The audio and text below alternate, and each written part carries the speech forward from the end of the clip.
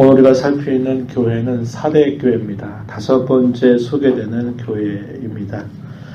사대라고 하는 이 도시는 과거에는 굉장히 아주 유명했던 그런 도시였습니다. 지리적으로는 힐머스라고 하는 계곡, 이곳이 한눈에 굽어서 바른 언덕 위에 자리 잡고 있고요. 외세 침략으로부터 견고하게 그 도시를 지켜갈 수 있었기 때문에 옛 루디아 왕국 시절 그때에 이 사대가 그 왕국의 수도가 되기도 했던, 과거에 참 이름이 있고 명성이 있었던 그런 도시였습니다. 그런데 예수님 오시기 전에 2번에 걸쳐서 적군들에게 점령을 당하면서 그 도시의 위세가 굉장히 약화되었고, 또 한 차례 아주 큰 지진이 있어서 그 지진 때문에 그 과거를 자랑했던 그 도시의 많은 부분들이 파괴되는 그런 위기를 맞게 됩니다. 그래서 이 사대는 재건이 돼야 될 그런 도시였지만 시간이 흘러가면서 재건이 되기보다는 오히려 계속적으로 그 힘이 약해져 가버리고 있는 그런 상태였다, 이렇게 알려져 있습니다. 이곳에 사대 교회가 세워졌습니다. 사대, 이 지역의 주의 복음이 증거되면서 믿는 사람들이 교회를 이루게 됐어요. 그래서 그 교회가 사대 교회라 이렇게 부르는데, 이 사대 교회는 우리가 기억하는 것처럼 매우 심한 책망을 받습니다. 그것은 실상이 부유한 교회, 이렇게 일컬음 받았던 서문화 교회와는 다르게 실상이 죽은 교회로 이렇게 책망받는 그런 교회였습니다. 영적인 무기력증에 빠져 있은 그런 교회의 모습을 대변해주고 있다라는 것입니다. 이 교회에 임하는 그리스도의 모습에 관해서 오늘 본문 1절 말씀에 보면 이렇게 소개합니다. 하나님의 7영과 7별을 가지신 이라고 표현하고요. 또 계속 이어서 보면 내가 내 행위를 안다. 그리스도께서 말씀하시기를 내 행위, 사대 교회를 이루고 있는 성도들의 행위를 알고 있다. 주님은 7영을 가지신 분이고 7별을 가지신 분이시면서 모든 행위를 알고 계시는 그런 분이시다, 이렇게 알려주고 있습니다. 7영은 요한계시록에서 사용할 때 온 땅을 두루 살피는 7영이다. 그래서 성령 하나님을 이렇게 표현했습니다. 교회를 세우시고 그 교회의 생명력을 불어넣어서 교회가 교회답게 자라가도록 하시는데 가장 결정적인 일을 행하시는 성령 하나님, 그분을 두고 7영이다 이렇게 표현하고요. 7별은 우리가 앞에서 요한계시록 1장에서도 읽었는데 이 7별은 7교회를 나타낸다 그랬습니다. 별이 어두운 밤을 밝히고 비추는 것처럼 교회가 세상을 향해서 진리의 빛, 복음의 빛을 밝히는 그런 역할들을 감당한다 하는 것을 상징하면서 7별은 7교회다. 7교회라고 하는 것은 실제적으로 소아시아에 있었던 7교회인데, 그것은 누차 말씀드리지만 지상에 존재하는 모든 교회의 모습을 대변해주고 있다, 이렇게 살폈습니다. 그래서 주님께서 7별을 가지고 계시다라고 하는 말은 세상에 존재하는 모든 교회를 붙들어 주시는 분이시다. 그리고 그 교회를 교회가 되도록 세우시기도 하시고 회복시키기도 하시는 그런 분이심을 이걸 통하여서 알려주고 있습니다. 주님께서 이러한 모습으로 나타나셔서 그 교회를 어떻게 진단하시는가, 또 어떻게 책망하시는가 하는 말씀을 우리가 먼저 접하게 됩니다. 여기에서는 칭찬의 모습을 좀 발견하기가 어려워요. 대부분은 무엇을 내가 이렇게 하고 있는 것을 내가 안다 이렇게 말하면서 그 교회가 잘 하고 있는 면들을 주님이 항상 부각시켜 주시고 칭찬하시는데, 이 사대교회는 그러한 모습들이 쉽게 찾기가 어렵다라는 것이에요. 이렇게 진단하시는 겁니다. 너희가 살았다라고 하는 이름은 가지고 있지만은 죽은 자다, 이렇게 말씀하십니다.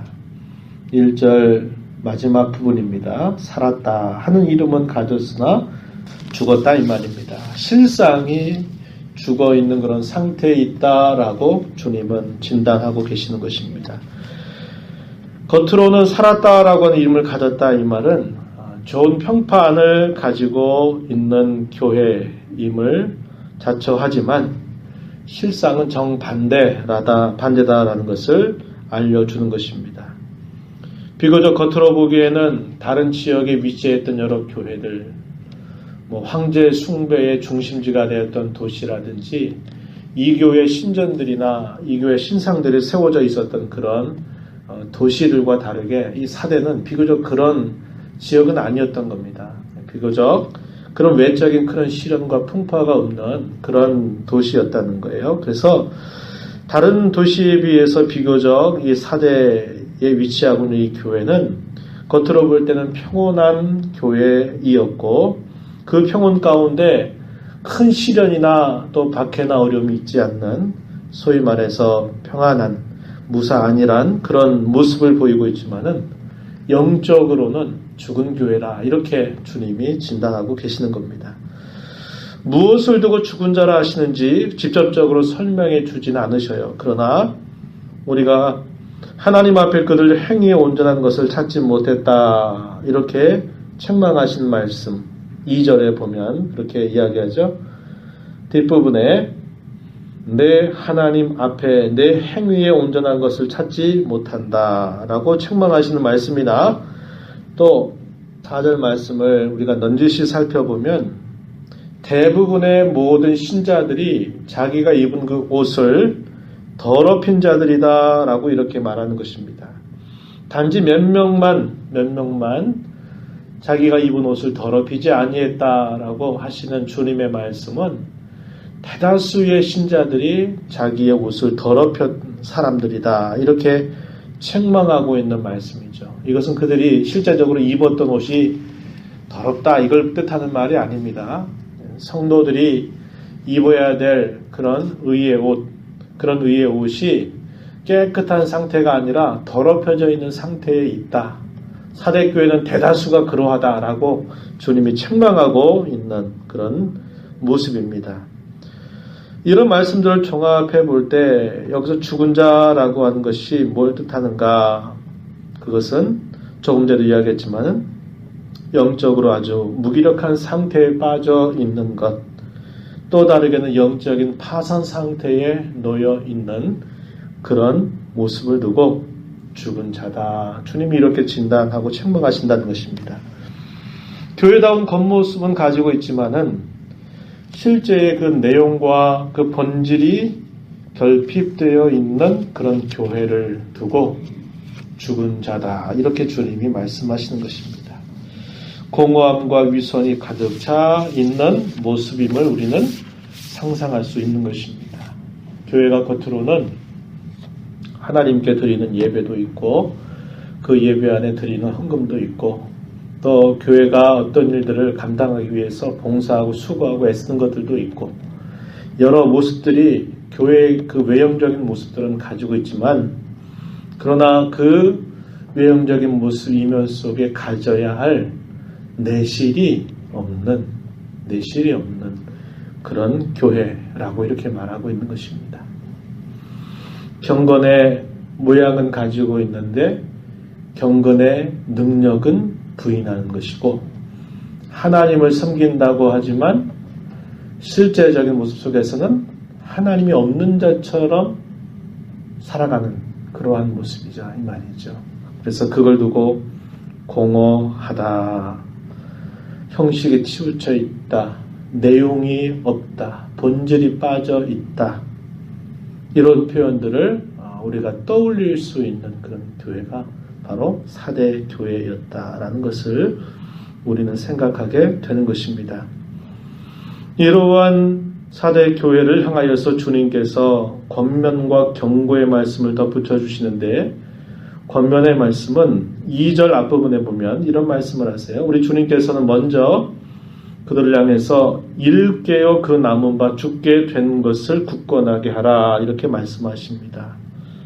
2절 앞부분이죠. 너는 일깨어 그 남은 바 죽게 된 것을 굳건하게 하라. 무슨 말일까요?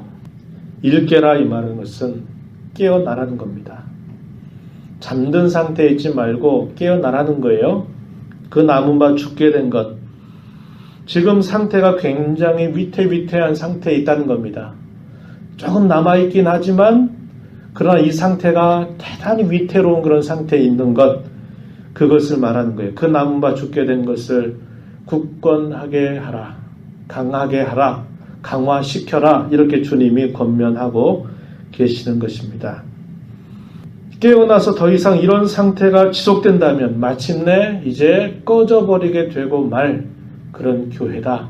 그러니 강화시켜라, 깨어나라, 일어나라, 이렇게 주님이 권면하시는 그런 말씀이 되고 있는 것입니다. 또한 주님이 이렇게 말씀하세요.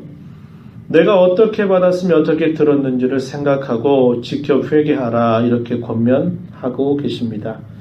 3절 말씀, 그러므로 내가 어떻게 받았으며 어떻게 들었는지 생각하고 지켜 회개하라, 이렇게 주님이 권면하고 계시는 것입니다.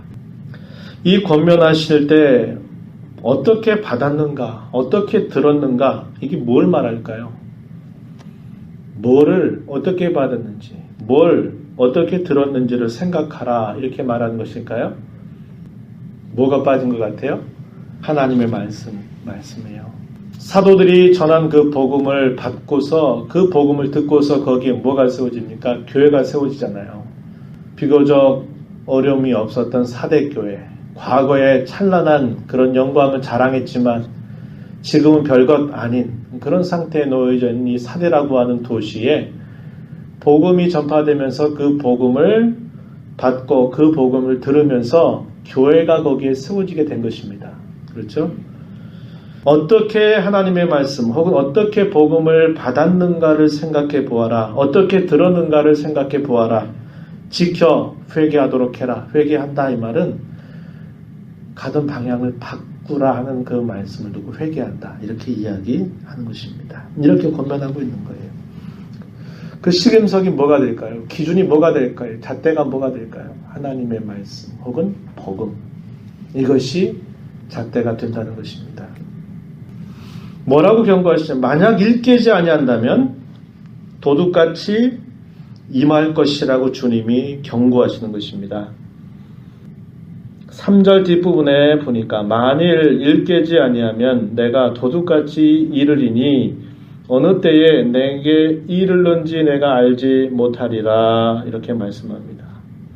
도둑같이 이른다 이 말을 우리가 읽으면 어떤 상황을 떠올리냐면 주님께서 재림하실 때 도둑같이 임하시겠구나, 이 말씀 우리가 떠올리기 쉬워요. 그런데 여기서 하시는 이 말씀은 주님이 오시겠다는 거예요. 심판 때 오시겠다 하는 그 말씀보다는 뭐냐면 지금 돌이킬 이 기회를 주님이 주시는데 이 기회를 묵살하고 이 기회를 놓쳐버리게 된다면 머지않아 이 교회가 이제 더 이상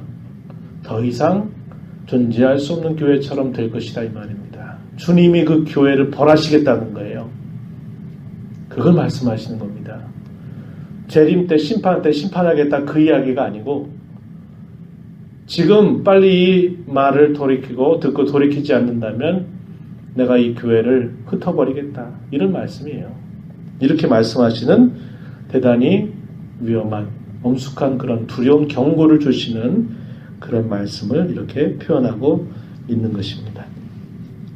우리가 이 말씀을 좀 생각해 봐야 됩니다. 사대교회의 모습을 보면서 이 교회는 겉으로는 살았다 하는 이름은 있는데 실상이 죽은 교회다라고 주님이 진단하시는 그것은 사람들이 보는 자신들의 모습이나 그 교회의 모습과 우리 하나님께서 보시는 그 교회를 보시는 그 관점이 전혀 다를 수 있다라는 것을 우리에게 보여주는 것입니다. 교회답고 교회다운 모습을 다 가지고 있고 교회다운 형식과 그 모습들을 다 가지고 있고 교회가 해야 될 일들에 대해서 어느 정도 다 한 것 같아서 교회가 교회답다고 생각할지 모르지만은 주님께서는 아니, 죽은 교회라고 말씀하시는 겁니다. 아까 얘기했지만 형식은 가지고 있는데 그 내용에 본질이 없는 거예요.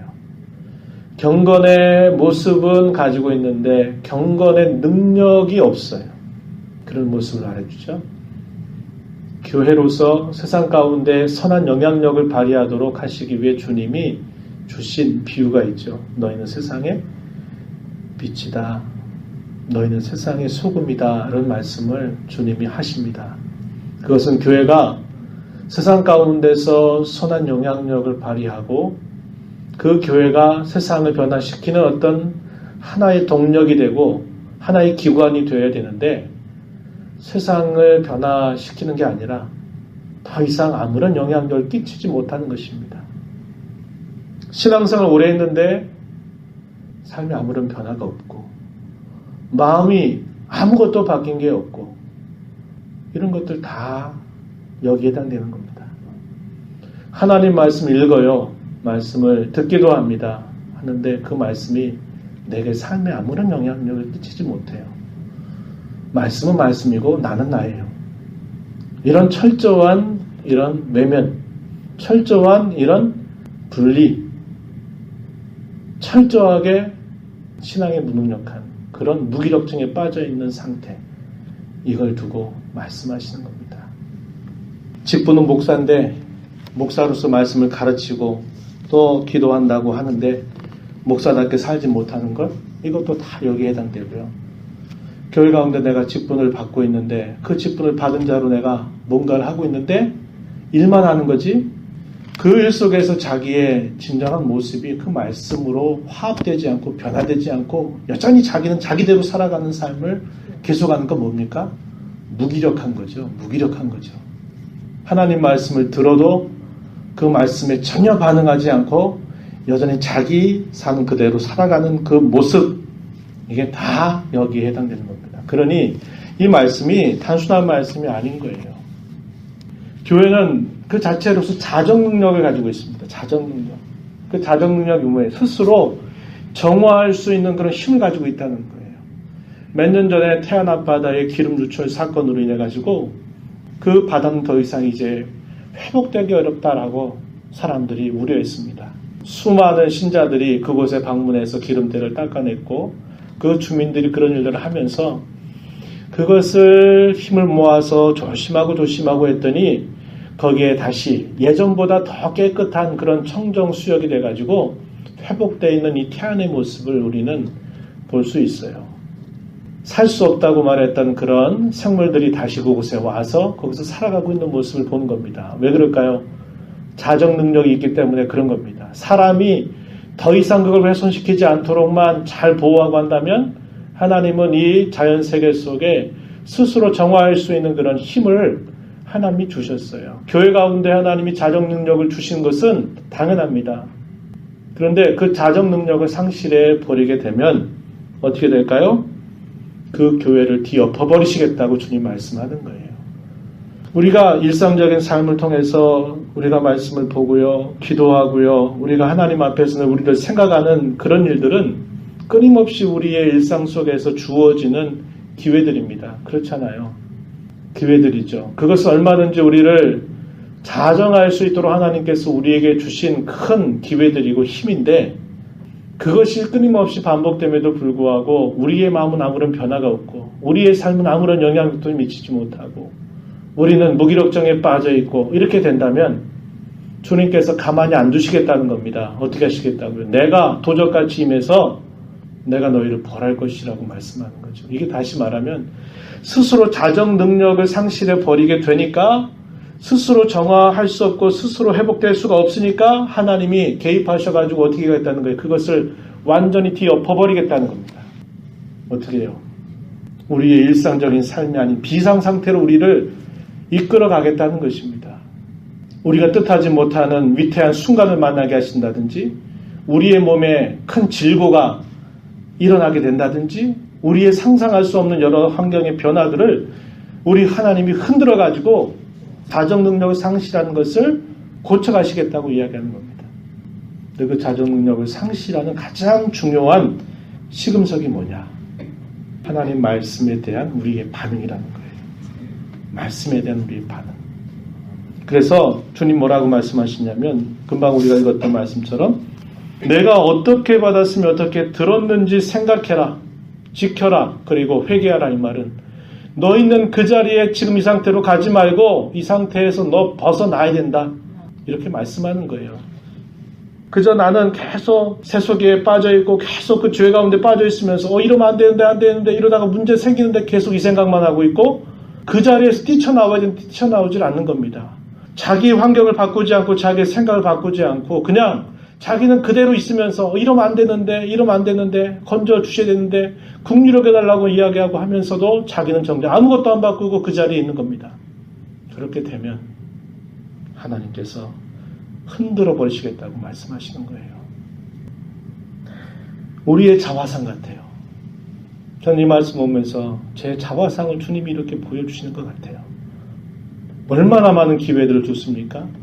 북한의 지하교회에 있는 성도들은 성경을 볼 수가 없어서 그 성경을 하나 얻으면 그걸 베껴가지고 그걸 다 쓴답니다. 찬송가가 함부로 볼 수 없으니까 그 찬송가를 베껴가지고 그것을 어디에 이렇게 쓰고 또 그걸 또 옮겨 쓰면서 한대요.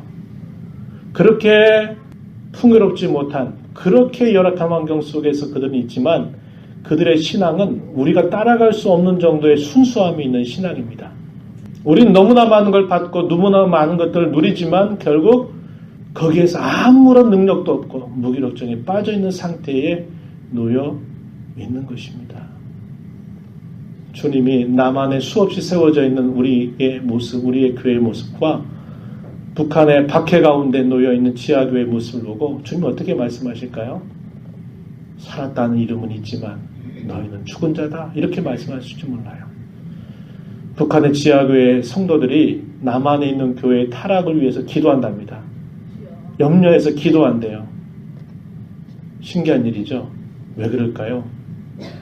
박해가 없고 그런 것이 없다 보니까 무사안이란 태도에 빠져가지고 신앙생활도 신앙생활이 아닌 것처럼 한다는 거예요.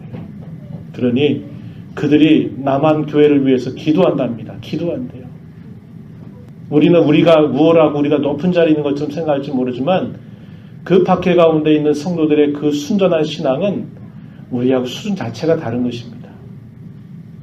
계속해서 말씀 보면 격려와 약속을 주님은 덧붙여 주시는데 대부분의 신자들이 자기 옷을 더럽힌 반면에 몇몇 신자들이 흰 옷을 입고 주님과 함께 다닐 자들이 있다라고 전 말씀하시면서 격려하셔요. 4절입니다. 4절 말씀에 그러나 사대에 그 옷을 더럽히지 아니한 자 몇 명이 내게 있어 흰 옷을 입고 나와 함께 다닐 것이다. 왜? 그들은 합당한 자인 영고다. 이렇게 주님이 말씀하시고 계신 것입니다. 이기는 자들에게 주님이 이렇게 약속하세요. 너희들에게 흰 옷을 입혀줄 것이다. 이 흰 옷은 거룩함과 깨끗함과 완전함을 상징하는 흰색입니다. 그러한 영광스러운 옷을 입혀줄 것이라고 약속하시고요. 또한 생명책에서 결코 지우지 아니하겠다고 약속하십니다. 그리고 하늘 아버지 앞에서 그의 천사들 앞에서 그를 시인할 것이라고 약속해주고 계십니다. 5절에 그렇게 표현되어 있는 겁니다. 모든 사람 앞에서 이 사람은 나의 소유야, 나의 것이야 라고 하는 것을 공적으로 시인해 주시겠다 하는 그런 약속을 덧붙여 주고 계신 것입니다. 말씀을 맺어요. 사대교회는 명목상의 교회입니다. 실질적인 교회의 모습은 온데간데 없고 이름만 교회라고 하는 것을 가지고 있는 교회를 대표하고 있습니다. 형식주의, 무사안일에 빠져 있어요. 위선과 무기력증에 빠져 있는 교회를 대표하고 있습니다. 선한 영향력을 더 이상 발휘하지 못하고요. 자신 아무런 변화도 없어요. 아까 이야기했지만 그 자리에서 나오려고 하지도 않고 결단도 하지 않아요. 이렇게 되면 안 되는데, 이렇게 되면 안 되는데 하나님 여기서 건져달라고 기도하고 말하면서 자기는 제자리에 그대로 있는 것. 이런 자세가 오늘날 우리가 안고 있는 크나큰 문제고요. 이러한 문제를 가지고 있는 교회가 바로 사대 교회라 이렇게 이야기합니다. 어떻게 해야 되겠습니까? 말씀으로 돌아가야 합니다. 복음으로 돌아가야 돼요. 그렇지 않으면 아무 소용이 없습니다. 오늘 저와 여러분의 모습은 어떻습니까? 우리 교회 모습은 어떻습니까? 지금의 이 모습 그대로 우리가 나아가서는 안 돼요. 내가 있는 그 자리 그대로 머물러 있어서도 안 되고 자리를 박차고 일어나야 되고 변화를 향해서 나가야 되고 끊을 것을 끊을 줄 알아야 되고 결단할 것을 결단하는 그런 신앙의 자세가 없어서는 안 되고 그러한 기준은 내 노력과 내 의지이기 이전에 하나님의 말씀에 대한 순복과 그 말씀에 대한 우리의 반응에 달려 있음을 우리는 이 말씀을 통해서 엄중히 받아서 우리의 신앙을 이제 한 해를 마무리하는 우리 12월 마지막을 향해 달려가는 저와 여러분이 우리의 신앙을 돌아보아야 하겠다는 것입니다. 영적으로 적절한 긴장을 가져야 되고 영적으로 적정한 자세를 가지고서 우리 신앙을 돌아보지 않으면 결단코 안 된다 하는 것을 마음에 간직하며 우리 자신과 교회를 위해서 하나님 앞에 실제적인 그런 교회다운 모습을 잘 드러내는 복된 교회가 되도록 함께 기도해 주시기를 부탁드리겠습니다.